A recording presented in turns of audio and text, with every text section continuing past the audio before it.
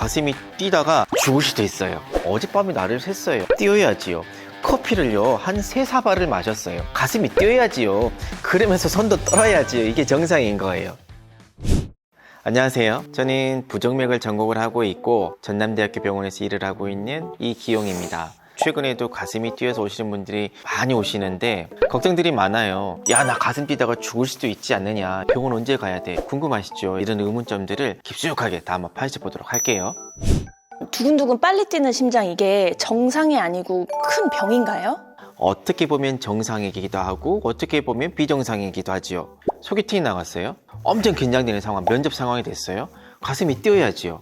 이건 정상적인 거예요. 나는 TV를 보면서 가만히 밥을 먹고 있거나 잠을 자려고 누워서 쉬려고 하는데 갑자기 가슴이 뛰는 경우가 있어요. 이거는 비정상이고 반드시 전문가 상의를 해봐야겠죠. 두근두근 빨리 뛰다가 죽을 수도 있나요?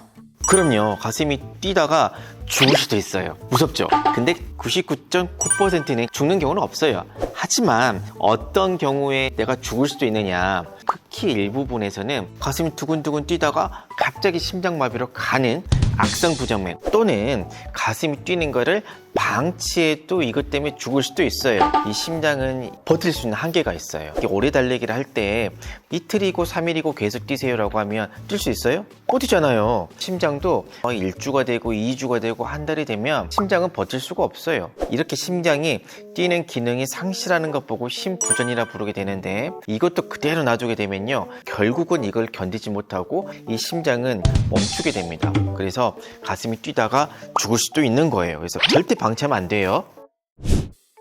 그러면 가슴이 뛰면 다 걱정을 해야 되는 건가요? 내가 어떤 상황에서 뛰는지부터 파악을 해야 됩니다. 긴장하면 당연히 뛰어야지요. 어젯밤에 나를 샜어요. 뛰어야지요. 커피를요 한 3-4바를 마셨어요. 가슴이 뛰어야지요. 그러면서 손도 떨어야지요. 이게 정상인 거예요. 무슨 약물을 과다 복용했어요. 가장 쉬운 예가 알코올이지요. 술 많이 먹고 나면요 가슴도 뛰고 몸도 띨띨니다. 그래서 이런 상황이 생길 수 있는 요건을 제거해버리게 되면 가슴 안 뛰겠지요. 정상적으로 뛰는 경우가 있는 반면에 몸 안에 진짜 질병이 있어서 가슴이 뛰는 경우가 있어요. 이 대표적인 게 이제 부정맥이겠죠. 이거 말고도 빈혈이 있어도 가슴이 뜁니다. 특히 여성분들 생리기간이 돌아오게 되면, 생리량이 많아지게 되면 빈혈이 생기잖아요.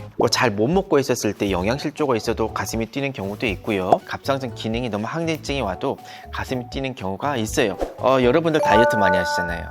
다이어트를 하게 되면 당연히 음식을 적게 먹게 되는 거고 편식을 하게 되거든요. 그것 때문에 가슴이 뛸 수가 있고, 심하면 다이어트 하다가 죽을 수도 있습니다. 무작정 안 먹고 살 빼는 거, 그건 아닙니다. 어떤 느낌인지 저희가 일반인이 느끼기에 이거를 구분을 할 수 있는 그런 게 있을까요? 딱 하나만 알려드리게 되면 조기박동이라는 게 있어요. 내 가슴이 덜컹거리고 철렁거리고 심장이 이 가슴 밖으로 튀어나오려는 경우, 이게 바로 조기박동이라는 건데 가장 흔한 부정맥 중에 하나예요. 이 조기박동이 생기는 것도 스트레스를 많이 받거나 나를 새거나 또는 시어머니하고 싸우거나 친구하고 다투거나 이럴 때 많이 생기게 됩니다. 이런 상황만 제거를 해주게 되면 조기박동은 발생하지 않아요. 조금 안심하셔도 됩니다. 이게 대표적인 부정맥이에요. 또 이제 가슴이 뛰다 보면 다다다다다다다 뛰는 경우가 있거든요. 정말로 빠르게 심실상선 빈맥이라는 게 있어요. 무섭습니다. 계속 가슴이 다다다다다다 뛰기 때문에 이런 경우는 반드시 병원에 가보셔야 되고, 이거는 병원에만 가시면 완치도 할 수 있어요. 또 가슴이 뛰는 대표적인 범인 중에 하나가 심방세동이라는 병이 있어요. 가슴이 막 두둥 두두두둥 두둥 이렇게 뛰는 병이 심방세동이고, 이 심방세동이요 진짜 나쁜 게 증상이 없는 경우가 있어요. 그럼 나는 심방세동인지 모르고 사는 경우도 있거든요. 저처럼 이제 젊고 건강하고 기저질환이 없는 사람이 심방세동을 진단받았다, 조금 안심을 해도 돼요.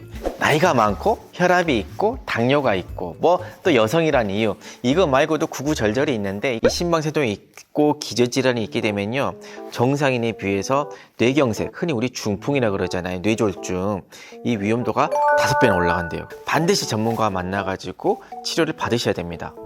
심방세동이나 심장 질병 같은 거를 어떻게 하면 예방할 수 있을까요? 심방세동이 생기는 것 자체를 예방하는 게 있고, 심방세동이 발생하고 나서 뇌경색이 생기는 거를 예방하는 게 있어요. 지금 심방세동이 진단이 되었고 나는 이것 때문에 혈압도 있고 당뇨도 있어가지고 뇌경색에 걸릴 수가 있다. 그럼 어떻게 예방해야 되느냐? 항응고제라는 얘기 들어보셨어요? 항응고제? 아스피린 아니에요. 아스피린 말고 와파린 또는 노악이라 해가지고 항응고제를 복용하시게 되면 이 심방세동 때문에 뇌경색이 오는 거는 예방할 수가 있어요. 그래서 그러면 애초에 그럼 심방세동이 안 오게 하려면 어떻게 해야 돼요? 나는 부정맥에 안 걸리고 싶은데요.